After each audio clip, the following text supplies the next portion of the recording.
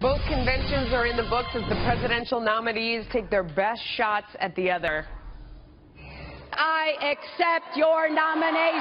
I humbly and gratefully accept your nomination. Don't believe anyone who says, I alone can fix it. Nobody knows the system better than me. I alone can fix it. The world is far less stable than when Obama made the decision to put Hillary Clinton in charge of America's foreign policy. It comes down to what Donald Trump doesn't get. America is great because America is good. What does that even mean? James Freeman is here from the Wall Street Journal. Mustafa Tameez is a former Department of Homeland Security consultant. They are both here. James Freeman, wow, we are in for quite a political season here. What do you think happens from here? I mean, do we get any substance, or is it just right down in the mud pit wrestling for the next 100 days?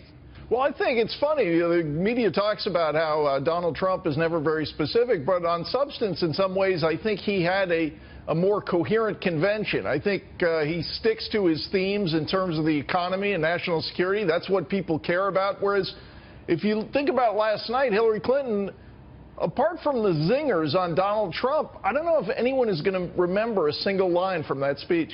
Mustafa, I mean, she's a change maker, but if you like President Obama, she's promised to continue those policies and that you should really elect her because he didn't finish his work, and she's going to do it. So I don't understand. Those things are diametrically opposed. Well, she's doubled down. I mean, she's doubled down on President Obama and his legacy. They not only are campaigning together, but through the convention, through the videos, this is, in a way, a continuation on the progress that President Obama started, and that was underscored very clearly. So, James, I wonder if that's a winning strategy, because on one hand, people really like President Obama. I mean, he continues to be, very popular. At the same time, when you ask them, are we headed in the wrong direction, 70% say yes. So it's almost like they like him, but they don't like his policies. So she's his policies without, sort of the charm in him. Yeah, and even, I mean, I don't think they like him that much. They like him considering how bad things are and how much they think the country is on the wrong track. But you look at the Reuters poll today, as you said, people think the country's on the wrong track. He's about 4 points underwater, below 50% approval. And even in that convention, depending on when you tuned in, they were telling us how horrible and unjust the country was, how terrible the economy was, right, until probably the best speech of the week, the president making the case that things are great, but people don't believe it. So yeah, I don't see how it works for her. Mustafa, it was confusing on that front. Well, look, I don't think it's President Obama. What people believe is that the economy is rigged and the system is against them.